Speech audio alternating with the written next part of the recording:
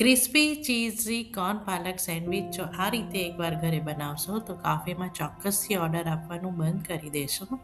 જય શ્રી કૃષ્ણ, સ્વાગત છે આપ સૌનું કઝિન્સ રસોઈમાં. ઉપર જણાવેલી આઈટમ આપણને આ કોર્ન પાલક સેન્ડવિચ બનાવવા માટે જોઈશે. તો બનાવવાનું શરૂ કરીએ.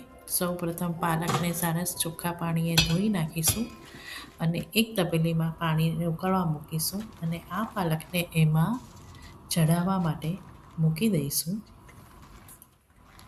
જ્યાં સુધી પાલક બફાય છે ત્યાં સુધી આપણે મકાઈના દાણાને પણ બાફી લઈશું.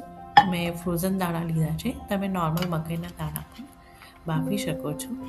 સાથે સાથે લસણને પણ છીણી નાખીશું. જો તમે લસણ ના ખાતા હોય તો લસણને સ્કીપ કરી શકો છો. હવે બાફેલા મકાઈના દાણામાંથી પાણી કાઢી લઈશું. તમે જોઈ શકો છો કે પાલકનો કલર થોડો બદલાયો છે અને એ લગભગ બફાઈ જવા આવી છે. જ્યાં સુધી પાલક થશે ત્યાં સુધી આપણે ચીઝ છીણી લઈશું. વધારે ચીઝી બનાવવા માટે ચીઝ સ્પ્રેડની સાથે ચીઝ પણ એક્સ્ટ્રા પ્રોસેસ ચીઝ કે મોઝરેલા નાખો તો એનો ટેસ્ટ વધારે સારો થાય છે. તમે જોઈ શકો છો કે આપણી પાલક થઈ ગઈ છે. હવે એને ચાળણીમાં કાઢી લઈશું અને બધું ગરમ પાણી કાઢી લઈશું. ત્યારબાદ એમાં ઠંડુ પાણી નાખીશું જેથી એનો કલર મેન્ટેન રહે. બાફેલી પાલકને આપણે એની પૂરી બનાવવા માટે મિક્સર જારમાં લઈ લઈશું. અહીંયા મેં એક મરચું લીધું છે. તમે તમારી તીખાશની હોય એ પ્રમાણે મરચું લઈ શકો છો અને એની સરસ આવી રીતે પેસ્ટ બનાવી દઈશું. હવે એક પાનમાં થોડું બટર અને થોડું તેલ લઈને ગરમ કરવા મૂકીશું. તેલ નાખવાથી બટર બળી નથી જતું અને જેવું બટર ઓગળે એવું એમાં આપણે લસણ નાખી દઈશું. છીણેલું લસણ, તમે ન ભાવે તો લસણ સ્કીપ કરી શકો છો.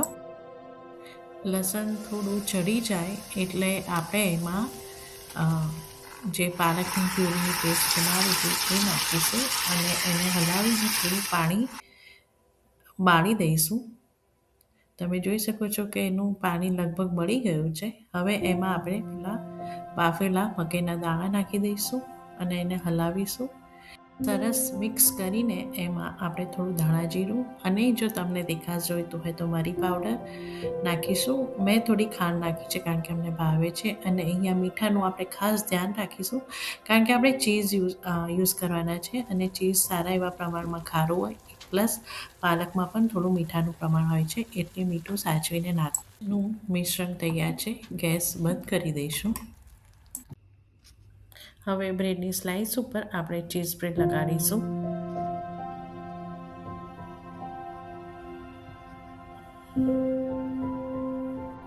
હવે તૈયાર કરેલું કોર્ન પાલકનું મિશ્રણ બ્રેડની સ્લાઇસ ઉપર લગાવી દઈશું.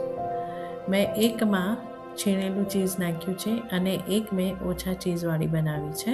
બીજી બ્રેડ પણ ચીઝ સ્પ્રેડ લગાવીને એને ઢાંકી દઈશું અને આ સેન્ડવિચને તમે લોઢી પર બટર લગાવીને શેકી શકો છો. બંને બાજુ બટર લગાવીને સરસ ક્રિસ્પી થાય ત્યારે તેવી રીતે મીડિયમ ગેસ ઉપર એને શેકીશું.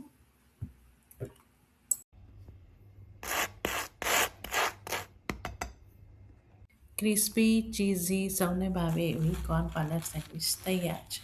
જય શ્રી કૃષ્ણ.